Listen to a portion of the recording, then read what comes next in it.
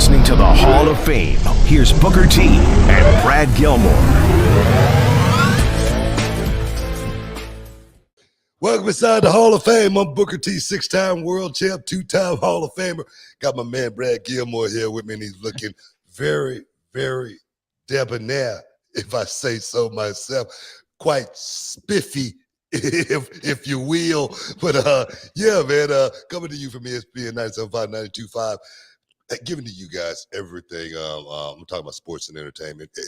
In this show right here, guys, you get your champagne with your caviar drink.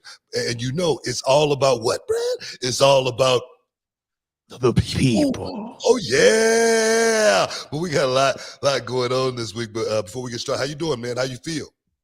Yeah, I'm feeling good, Book. I'm fresh off vacation. I appreciate you acknowledging the fit, because a lot of our YouTube fans and a lot of our audio listeners, they acknowledged my fit on our last show, saying that I look like Baron Corbin with my hat. I look like Happy Corbin in the back of the Honda or whatever I was in. You did look like I don't know what look you was going for, but it wasn't quite working. But I just didn't want to say that. I just didn't want to say that. Know, it was the color of the hat. It was the color of the hat. Had it been navy instead of that light blue, it would have worked out. But aside from that, aside from that, Callie Toenail says the boat out of the car. Thank you. Yes, I'm out of the car. You know what? It actually made me think we've had to do this show from some strange places. You know, we've done it from everywhere, all in different states, different parts of the world. Beach, hotel rooms, beaches. Here's a great little nugget for some people who probably don't remember this. On the old show, you once did this show from a hospital bed. Oh, yeah. You remember that?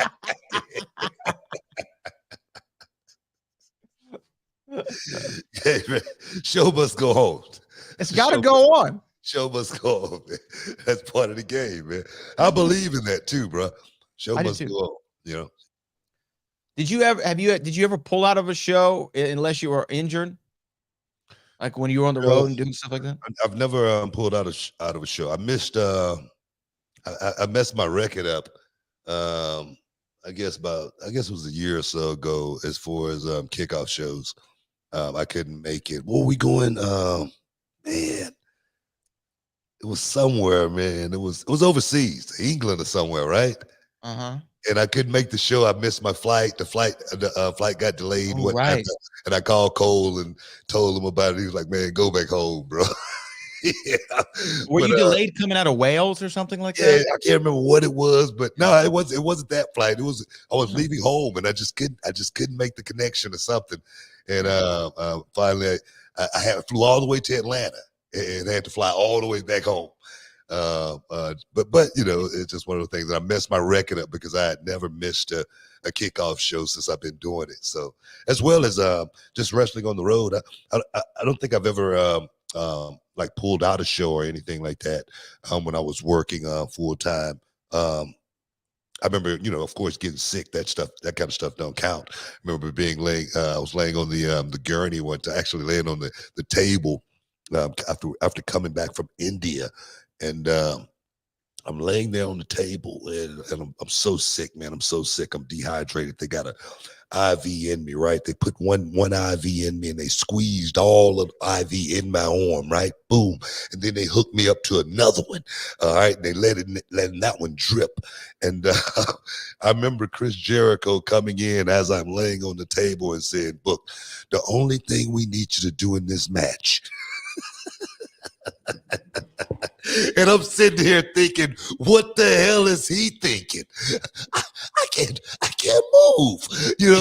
They wheeled me out on the gurney straight to the hospital, and I was in the hospital for a week. All right. Almost died, literally, from some virus that I had caught. But what I remember, though, is Chris Jericho telling me what I was going to be doing in the match. I'm like, bro, what are you talking about? The show must go on, man. The show must go on. When people sometimes they ask me about different things like traveling on the road and stuff like that the wrestlers had to do, and I always like telling people how dedicated guys like yourself and everybody was on the road. And the story that I use is one time Booker was in. You were either in Saudi or Abu Dhabi. Didn't you go to Abu Dhabi for something Yeah, before? Abu Dhabi, Right, yeah. Mhm. Abu Dhabi, and you were leaving Abu Dhabi because we had the show at the Clear Lake Rec Center on a Saturday. You literally fly back from Abu Dhabi, land the Intercontinental, get to the show at like bell time at 7, right? Just to do the show so you could watch over it. And you left from the show back to the airport to go to England, right? Yeah, And I crazy, remember, first of all, that's nuts. But secondly, more importantly, it's like the dedication. It would have been so much easier for you just to go straight from Abu Dhabi to London or wherever it is you were going, or Birmingham. But you said, no, I got to go to the show, because I'm dedicated to this. I committed myself to being there. I said, that's how dedicated these guys have been. And why I think for the majority of my run in reality wrestling, everybody makes every show. Yeah, I think because, it's from top down, right? We know that you expect to be there every month. And to me, I'm like, well, if Booker T, who's done this forever, is going to be at the show and he's going to commit to it once a month, every month, how can I not do that? Right. I watched Vince do it forever, man. I watched Vince, sit at that gorilla, position forever. And not until, like recently, the last few years, the guy didn't miss a day. He didn't miss a beat. He's like a machine. And I always wanted some of that, man. I always wanted a piece of that. I'm not that guy, to go to the gym at 2:00 in the morning. But that's him, man. As soon as the show is over with, to the hotel, straight to the gym, protein, whatnot, getting ready, getting prepared for that next day, needing that fuel to actually get ready for that next day. And I believe in that. I believe in that. I believe in not drinking the night before I got to go out and work. That's just my ritual in the ring. And even still now today, before I got to go talk, I won't drink the night before, so I don't know, man. It is something about being like that, having that drive and having it to the end, and then believing in that one thing, the show must go on. That's just what it's all about. And hopefully my students learn from example. I got to send you a photo. I was with one of my pupils, and he's still sitting under the learning tree this weekend for 2 days straight. We sat right next to each other. We got the chance to chop it up. Sammy Guevara. And, man, it's amazing, man. He's still that student, man. He's still in my head trying to get that little bit of advice. And it's so freaking awesome. It's so awesome, to be in that position. Yeah, I want to hear more about your conversation with Sammy. We do have to talk about AEW here in a little bit, about breaking records with that All In show. But you're absolutely right. You set the standard, because I remember we were doing a Christmas Chaos. It was like the first one we were doing at the 10,000 MF Lowry Expressway, which, by the way, we got some big announcements we're going to talk about on the show today, and that being one of them. It was the first Christmas Chaos. I had the flu, 103-degree fever, and I got it the week of the show. And I knew, I was like, I don't care what you got to give me, all the Tamiflu, the Theraflu, the flu shot, the flu vat, whatever you can give me, give it to me now. I even went and got a B12 shot before the show just to try to make it through, because that's the precedent that's been set, and not from a bad place either. It's just we all want the show to move forward, and we all want to do our part to make sure that show goes on without a hitch, and the people leave in their cars and go, oh my God, can you see what happened tonight at the reality wrestling? I can't wait. And that's what we all want to do. And yeah, I think that it's a real good, and people who come into our locker room say that too, that we have like the best locker room on the independents anywhere. And from the top down. For sure. You know why? Because we're not independent, guys. Hey, we're just a small little television company, but we work hard for our artists. Guys, we got to take a break. Stick around. You're in the Hall of Fame. We'll be back in a minute.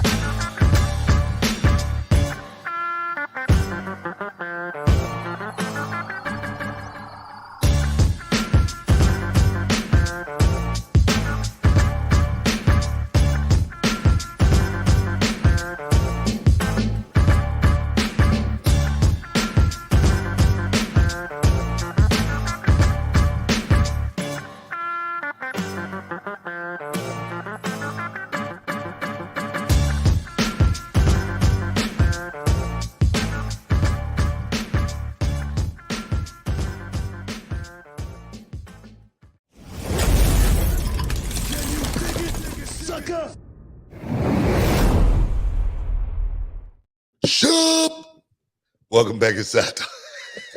Welcome back inside the Hall of Fame, y'all. I should have worn my ship shirt, but I want to show the guns, man. I wanted Show them, man. I wanted to show the pythons, you know what I mean? The trapezius, you know what I mean? The deltoid, all of that ties in, you know what I mean? But yeah, man, welcome back inside the Hall of Fame. Well, thank everybody in the chat, guys, for hanging out inside as well, getting your champagne, which is caviar dreams. But I know you want to talk about some AEW, but like I say, my boy, Sam McVar, he posted a little blog, him and I as well. So I got a chance to put him over a little bit. Hopefully you'll get a chance to see it. But I just want to say I had such a good time with him and his lovely wife. His lovely wife. She's with child right now. He's got a little baby on the way. So it's so freaking awesome, man, to see that kid grow up to be a young man and handling his responsibilities. Unbelievable. Yeah, shout out to Sammy Guevara and Tay Mello, and I know they're expecting a lovely little one who's probably going to find their way into the wrestling business someday. So congratulations to them. I want to talk more about Sammy and AEW, but we got to talk about reality wrestling. Big news just announced today. Booker, if people are late and they have not seen the news from today, let them know what went down reality wrestling style. You know what, man? I tell you, man, it's been a beautiful, beautiful day. It's been one of those days where I've been hoping, wishing, praying for a long time. You know, if you can see this right here, you know, I mean, let me see if I can get it real close. You can't see. Oh, there it is right there. That little piece of paper is actually the fire marshal signing off on everything. And when I say everything, I mean everything at 9300 Emmett F. Lowry, the new headquarters, the new Row Arena, guys. If you want to check it out, our first show is going to be on the 23rd of September. You don't want to miss out. You don't want to get shut out. We got a whole lot of bells and whistles going off on that night that you definitely want to be a part of. We don't want to give nothing away too soon, but here in the next week, maybe even sooner, we're going to be doing a video tour of the new headquarters, letting everybody see how fresh it really is, and what we're going to be bringing to the fans, but more importantly, our students, man, our soldiers, our super soldiers at reality wrestling. This is an upgrade for these guys, and it's not a whole lot out there like this. I'm just going to put it out there. It's not a whole lot out there like what we've created, and I want the world to be able to, you know, be a part of it. So, guys, if you haven't subscribed to the YouTube channel to check out our reality wrestling, do it now, because we just got an upgrade, man. We just got the upgrade of all upgrades, and we're going to be letting you guys inside very, very soon. I can't wait. You know, I mean, 10,000 MF Lowry Expressway, the World Gym Arena, obviously was a home for us for a very long time. Yeah. A lot of great memories made there. You know, I wouldn't trade it for the world, but I am immensely excited for 9300 Emmett F. Lowry Expressway, for all the technological updates that are going into it, the streamlined studio space where we're going to be bringing you television wrestling. That's why Booker said there's nothing like this out there, because it's true. Other than Ring of Honor, AEW, WWE, Impact Wrestling, and they all have a big corporate. They got a budget. They got a budget. They got a corporate sponsor. This is a mom and pop shop, y'all. Mm-hmm. This mom and pop. You feel me? But I tell you, Charmel and I, we've built something very, very special. We started the thing in 2005, and I tell you, I must say, I give my wife a whole lot of credit, because this. It's as much as her dream as it is mine, because I was so afraid to, you know, jump into this lane where we actually owned our own building, you know, did our shows in our own arena, had our own training facility. I was like, man, it's just going to be so much work, and, you know, we're going to be spending so much money. But I tell you, man, she was right. She was right from the get-go, man. I'm just so glad that I followed the vision and followed her dream, as far as really going out on a limb and creating something. You know what I mean? So I just want to say thank you to my queen for having that vision. Yeah.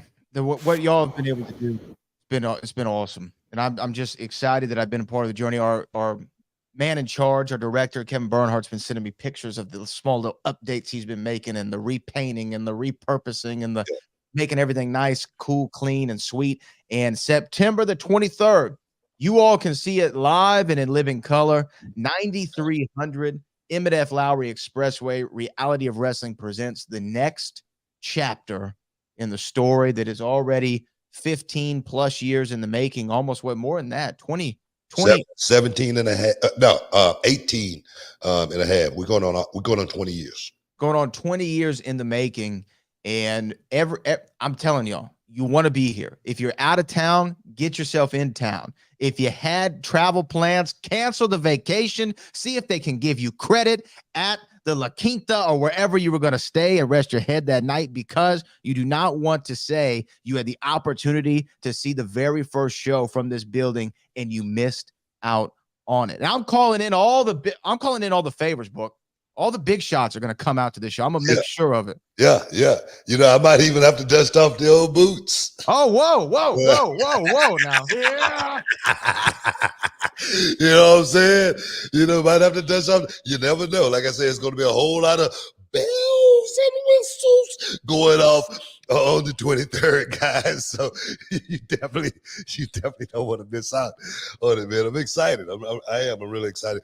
This is like two years in the making, as far as getting the building exactly like we wanted.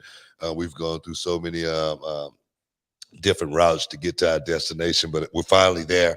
Like I said, the fire marshal, he just signed off on everything, man. And Sharmell and I went down earlier today, and what I'm most excited about is, man, the AC blowing cold. The AC is blowing super uber cold, man. So it's a beautiful thing, man. Especially right now, we run, 100 plus here in Houston. It's been super hot here, man. So to have that AC running right, oh yeah. Big ups to the next door neighbor down there at Reality Rest. It's an AC shop. Yeah. We just lucky, man. Yeah. Love it, man. Love it. Incredible. Yeah, it's incredible. And you know, it was a joke. Remember years ago we ran the row wards at the church?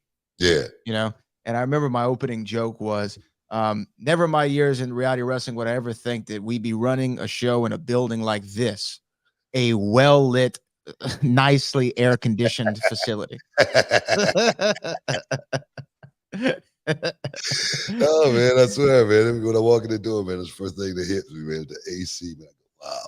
But I can't wait to have the first show in there, just to let the world, like I say, see exactly what we've created, as well as the lineup for that show. You know, we're working on really doing something special and putting together something really cool for that first night, for the fans to really be able to go, man, that was an event, opposed to it was just another wrestling show. So guys, stay tuned to the Twitter, stay tuned to the show, and we'll definitely be hooking you guys up on the info and getting you guys inside and checking it out and having some fun. Become a part of the Road Nation, guys. That's what's really cool. Become a part of the Road Nation. Like I say, if you don't have the YouTube channel, do it.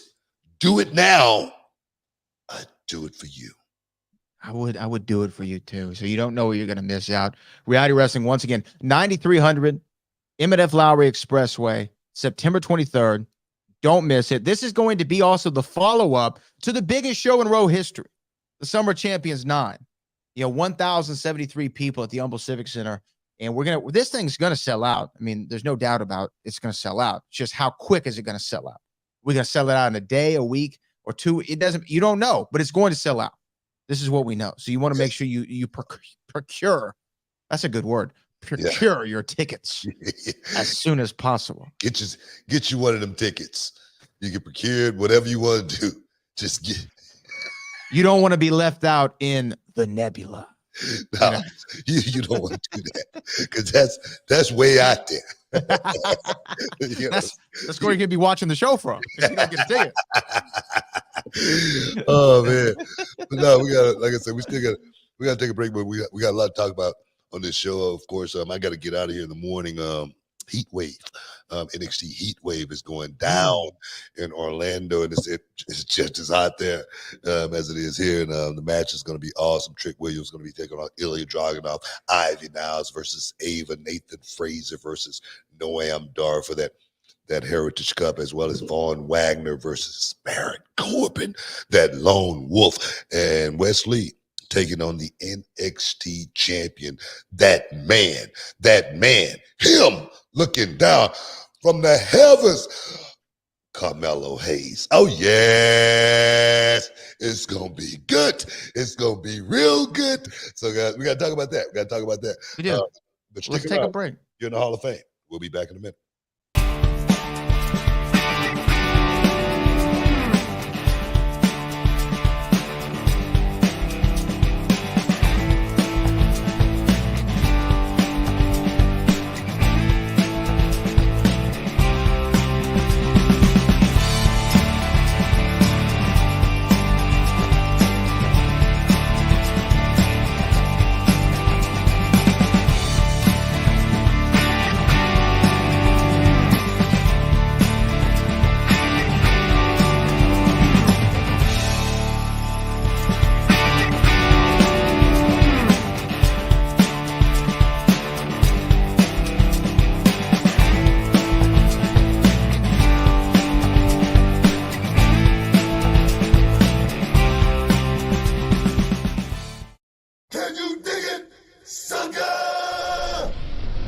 You're listening to the Hall of Fame. Here's Booker T and Brad Gilmore. Boom! Welcome back inside the Hall of Fame, guys. I'm Booker T, 6-time world champ. Got my man Brad Gilmore here with me. And like I said, I got to get out of here and go to work tomorrow. NXT Heatwave going down live tomorrow night on USA. Can't wait. Sit at the table with my man Joe Vick in the house. It's gonna be good. But what about you, man? You excited about the show or what? Oh yeah, I'm definitely excited by Heatwave. You know what? And I'm gonna highlight somebody who came down to reality wrestling. Trick Williams and Ivy Nile are both doing great right now on NXT. And Trick, I know that at first when we talked about maybe him breaking off, you weren't so sure, like, is this the right time? Is it not the right time? After seeing him for a couple weeks, don't you feel like this is what he needed to kind of break out and be his own star? Yeah, I mean, of course, you can only sit in the background so long. Somebody like Trick Williams, you can look at him, and like I say, he pretty much. I talk about that box as far as guys checking off those boxes, and you look at him, and he's 6 foot plus, he's 230 plus, he's athletic. He could talk. He's a handsome dude. Cap. No, seriously. So straight out of Central Casting, So he's perfect, for the job as far as a guy that you want to groom to be put in a certain position.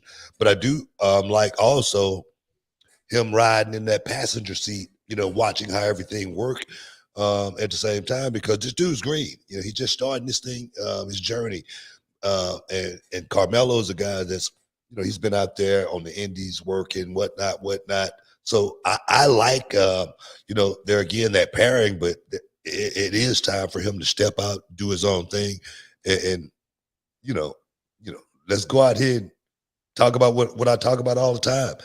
Checks and championships, man. In order to get to checks and championships, you gotta up your game. You gotta have a playbook. You gotta go out there and be able to make I was like I said at a Comic-Con over this weekend, and it was so awesome because I stood up for 2 days straight. The fans came through, and man, every one of them had a story to tell.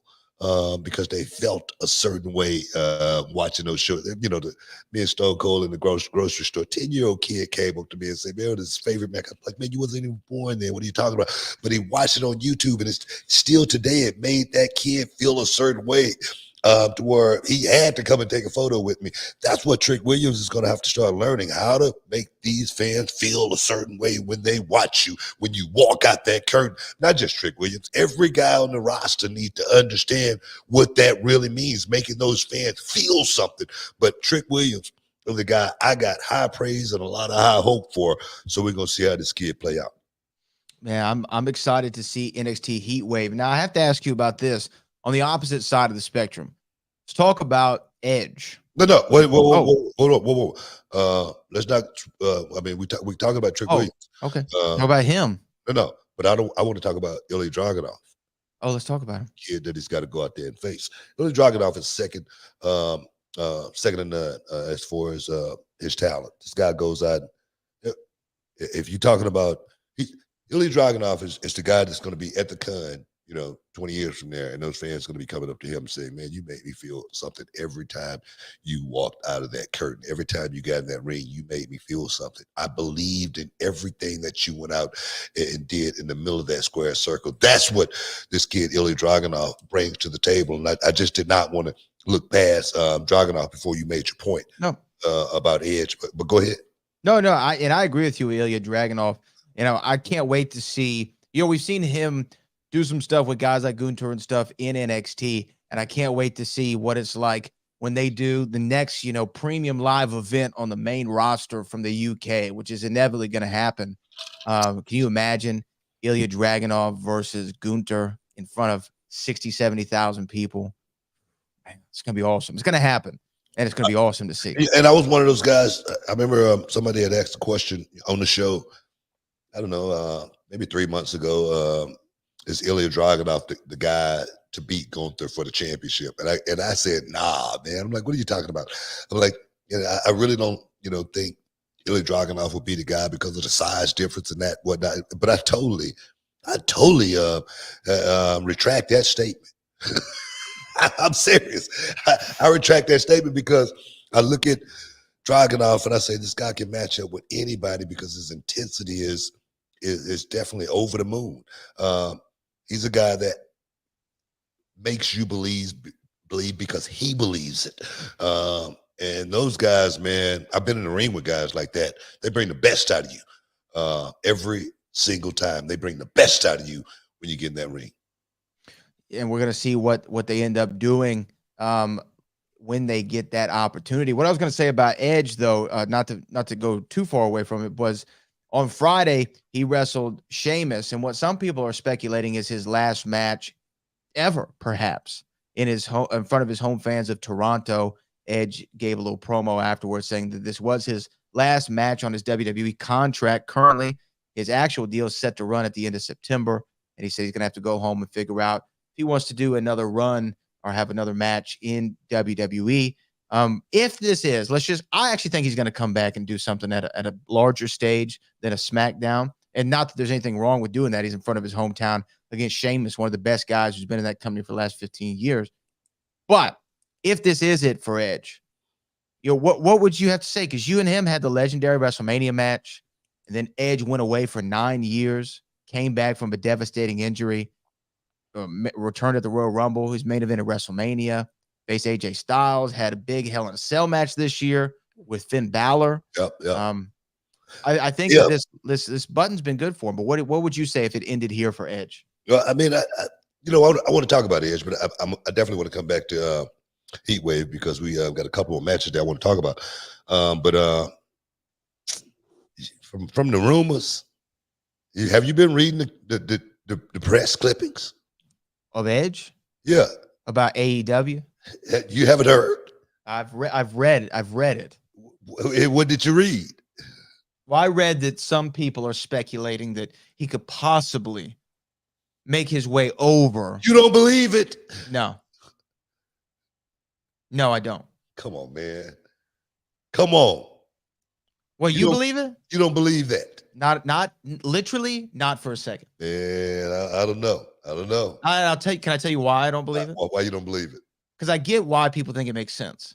He's got a lot of friends over there. His best friend of all time is over there, Christian. Which, by the way, can I shout out to Christian and Edge on Friday and Saturday? Edge main evented SmackDown on Friday against Sheamus, and then Christian Cage main evented Collision against Darby Allin on Saturday. That's pretty dope. That all this year's that is dope. Don't hate. Don't hate. No, it's dope. But this is what I wanted to say why I don't believe it. Because Edge was I feel like I need an Enzo drop. Like, we got a couple haters. Like,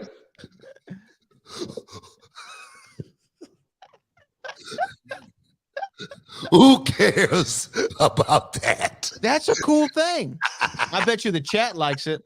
The chat likes it. Chat like, what is wrong with you?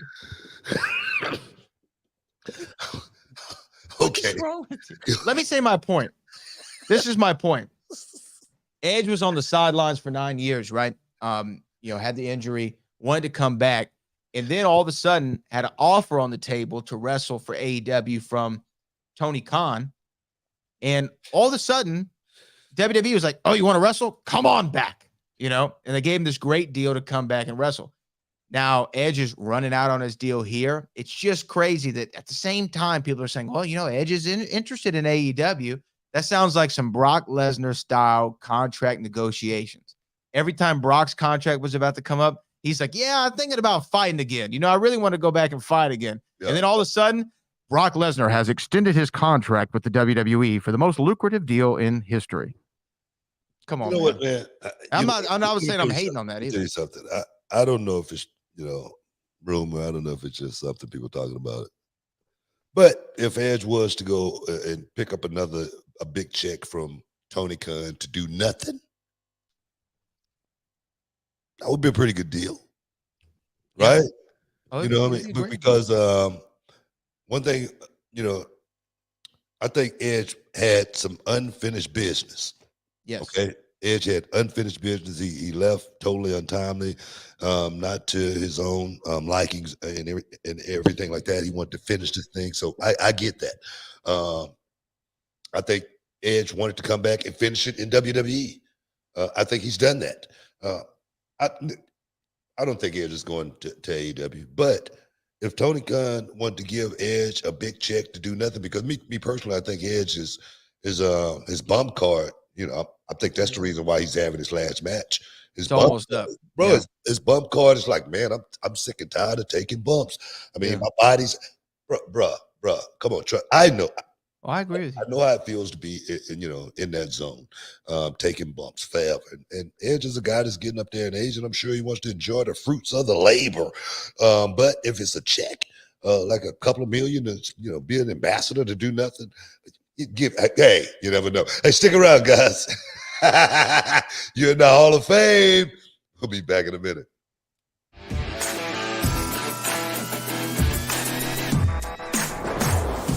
I am the Rocket, Josiah John. I'm training at Reality of Wrestling. I've wanted to be a wrestler since I was a little kid, since watching it with my dad for the first time and seeing guys like Booker T wrestle. That's what I knew. That's what I wanted to do. So I just had to take that leap, take that drive, and chase some dreams. The greatest thing about reality wrestling is all the knowledge that's here. From all the trainers, Brian Davison, Brian Key, I am the Rocket. Yeah. One day, Booker T just called me Rocket. And I got to give him a cool name, man. And Rocket is just something that stuck out with me. And I think that's something that's going to stick with him for a long time. He had Rocket on his shirt. I don't know if you noticed that, but he's definitely falling into it, man. And he's really buying into what this thing really, truly is. And if he could just keep his mind on point and stay focused, he definitely could do something in this business. I feel like I've been doing really well training here. Just coming as much as I can. Come early to work out before the actual training. We have like a whole gym for people to work out. What would I say to somebody that's on the fence about joining reality wrestling? I would just tell you to just take the loop, because everybody here is going to take care of you and help you get to where you need to be. You can make it here, you can make it anywhere.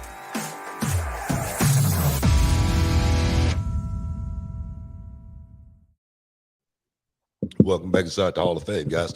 We're just talking a little something. Every time I see one of those commercials, when I go back and watch some of my old students, some of my old pupils, and I see Rex Andrews, I always wonder, man, how far could this kid have gone? Because he was truly, I think, one of the best, if not the best student I ever had. I'm serious. That dude was just that good. And for him to walk away from it, definitely Shows you what kind of man he is more than anything. As far as family first, family first. I get it, you know what I mean. But I just always wonder how far that kid would have gone. He probably would have blazed right through NXT and went out there and beat all them boys up. Showed them how we do it down here, reality wrestling. Oh, I always love watching Rex. The one thing, if I were to describe his style or describe what I thought made him great, it was no wasted movement. Right, everything he did meant something in the ring. And I loved watching him work. Yeah. Talking about Trick Williams and Ilia Dragunov. Can you imagine Rex Andrews and Ilia Dragunov? Yeah, I'm serious, man. Can you imagine that? What? Can you imagine? I'm serious, man. That would have been a smoking match, man. Two guys that just went out there and brought. I'm serious, man. Because go ahead. You remember Rex had a little bit of a reputation. He was great, but he would make sure you felt it, right? He'd lay it in a little bit and make it look good, right? I mean, and there's nothing wrong with that either. There's nothing wrong with that. But I do remember a couple of times some of the boys had some stiff words for him after a match or two. Like, come on, bro. The hell? I had a couple of stiff words for him after our match. Like I say, he chopped me so hard, bro. My left ear, I swear to God, my left ear is still ringing from the match I had with Rex Andrews. It's still ringing. I mean, now I had to go to the doctor about it several times. He chopped me so hard it felt like a gunshot, right in my eardrum. Pow! And I'm like, because I chopped him, and he returned it. I'm like, what the hell are you doing? He's been lighting up, kid. But, man, I would love to have seen him in NXT. But talking about NXT Heatwave going down tomorrow night live on USA. Don't miss out. Don't get shut out. If you're anywhere, check it out. Ivy Now is going to be taking on Ava. That match right there is something I guess people have been really looking forward to seeing Ava get out there and do her thing. Ava hadn't been in the ring but a couple of times since I've been in NXT. But tomorrow night, you're going to get a chance to see Ava and Ivy Now go out in the middle of that square circle and mix it up. So I'm curious. So I'm waiting to see exactly the playbook, the talent. We'll find out tomorrow night. Nathan Fraser taking on Noam Dar. That's a match I really am highly anticipating on checking it out because Fraser and Noam Dar for the Heritage Cup. I knew nothing about the Heritage Cup before NXT, really, before those guys brought it over. And then when I got a chance to see these guys perform for that cup and the rules, man, it's a beautiful thing. Noam Dar, he plays a funny role as far as, being that quirky character and whatnot. But that dude in the middle of that square circle is, he's one of the best. He's one of the best, I wouldn't call them super juniors or anything like that, but more on the cruiserweight side of the wrestling that I've ever seen in this business from a psychology standpoint. He makes everything work. Everything connects properly. And I love watching him go out and do his work. Nathan Fraser, another guy that's highly skilled talent. And the thing is, one thing about the guys in NXT, the Nathan Frasers and the Noam Dars, they're like A workers. You just got so many more A workers in NXT that are just that good. Like I say, the Dragunovs, the Carmelo Hayes. So to watch these guys literally try to work their way up to that position, and finally when they get to that position, the fans believe in them when they get it. I'm loving it. So I can't wait to see that Heritage Cup. What do you think about the Heritage Cup? I like the Heritage Cup. It's different for me to see it because when you think about. Because when they announced he's the NXT Heritage Cup champion, you gotta like, oh yeah, he's the champion. He won the cup. But I like Noam Dar overall. I think that he's very good in the ring, and to be honest with you, he makes me care about the Heritage Cup, right? From his in-ring work, he's doing more for the cup than the cup's doing for him. If you understand what I'm saying, he's giving it the prestige, and again, his character has grown on me. It's easy when you first see him to be like, oh, this is, he's being kind of silly or whatever, a little over the top. But after a while, it grows on you. And I like What I like about Noam Dar is characters like that. They can be stupid, you know, all they want, as far as I'm concerned, outside of the ring.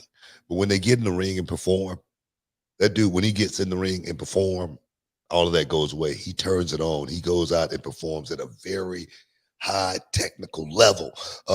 Like I say, some of his combinations are like so quick, and that's what I think about with wrestling. Like a magician, the hand is quicker than the eye. That's what Noam Dar goes out and do in the middle of the square circle, and you cannot see it because it's that quick.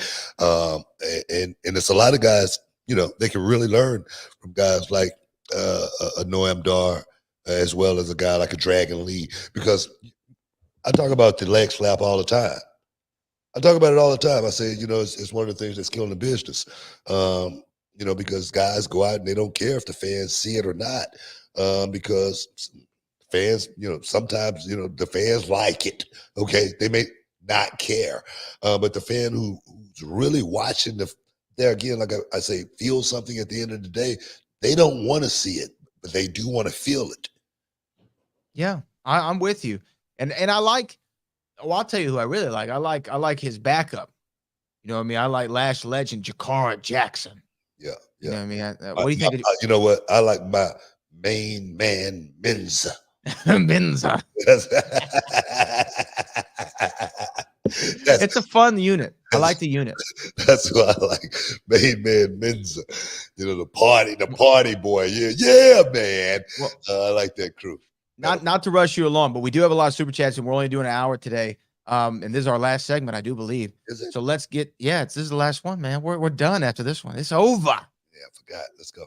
So these are our super chats. Let's get to them. Kai Tonell, what up, fellas? I know you got that King Booker Funko Pop. Now I just need to get it signed to up that value. Hook it up. Do I got to bring it or send it? Just send it, man. Send it, Brad. Hit me up, Callie. And then we'll hook it up. I signed about 100 Funko Pops yesterday, but it's a great time. Great time in it. Absolutely. Absolutely. This is from Ray J. Dawkins. Hey, Booker, did you ever break character during a match because of a funny moment? Working with Christian. I've done it several times. Christian, one time, I remember being on a house show. Of course, it wasn't television. It was a house show, and I had a flight to catch. And Christian and I was in the ring, and we're working, and I'm like, bro, okay, let's go home. And, come on, let's one more spot. We do that spot. Let's go home. We go one more spot. And he did this, trying to make me miss my flight. And I'm so mad, and I'm laughing at the same time. But it's one of those type of deals. Christian was one of those guys that it's been many, many days that I've had to go try to tie my shoes, and I'm laughing just so the camera would see it. This is from Mike Edwards. Gunther is maybe 20 days away from being the longest champ in history. Is he the greatest? Or top 5 all time for IC champion? I think so. I mean, he's got the record. He's got the resume. He's got the resume to prove it. I think that. Counts above all. I think championship rings, trump everything. I give Gunther. Gunther's been a hell of a champion. He's been a hell of a champion. He's a throwback. He's no flips, all fished. And I love it. Yeah. John Jid 999 says, eventually, do you want to make reality wrestling one of the homes for future WWE talent? How Cornette founded OVW and fostered talent like Lesnar, Cena, Orton, Batista. Not just WWE. I got there again. I was just talking about, just posted a picture, Sammy Guevara, and he's one of my first students. I got students. I mean, Ember Moon, she's one of my first students, and she's in AEW. So now I'm looking for kids that can go to Japan. I'm looking for kids that can go, Impact Wrestling. If they can get it, we don't give out diplomas or anything like that. The diploma is a check. One of them presidents, and that's what we trying to get our guys. Let's see. Here we go. This is from Virgil Dawkins. I've been hearing more reports on Nia Jax making a comeback. I would love to see her in a feud with Bianca Belair, or maybe even joining the Bloodline. Yeah, man. I don't think we got a chance to see enough of Nia Jax when she was around. I thought Nia Jax was that, Godzilla. That was going to just walk the earth and just, pummel everything in front of her, just destroy everything. I said if Nia Jax get the championship, she'll have it forever. It was one of those type of deals. So yeah, I would love to see Nia Jax come back and do something big. Absolutely. This is also from Virgil. Edge should get at least one more major title run, especially his true element as a heel. It can work. Anybody can get hot or hot again as a heel. You know what? I'm not for that, but I'm not against it either. I'm with you on that. It's one of those type of deals. Edge is like one of those guys that has done everything I think that he wants to do in this business. I think he's scratched every itch. But if it was to happen, I wouldn't be mad at it. And then our last one for the day to close us out from Big Breezo. Book, I love hearing you and Vic argue. Just fun commentary. Hey, man, Vic need to learn how to keep his mouth shut and concern himself with business that concern him. That's what Vic needs to do, okay? Because he might get jumped on. And I'm not going to help him, okay? Well, there you go. All right? I'm just saying. We got to get out of here, guys. I'm cooking some dinner. We got to get out of here. I want to thank everybody, in the chat for sticking in, hanging out with us. All the super chatters, of course, man. We love you guys. Cali Toenail, make sure you get that to my boy, and we'll get it back to you ASAP. But I want to thank all you guys. And Bradley, as always, for the heavy lifting. You're hell of a man. And he's got, look, there it is. Get you one, dog. Get you one. I'm going to be at all the cons coming up. So make sure y'all come out and see your boy. But right now, guys, we got to get up out of here. Peace. We love you, and we out.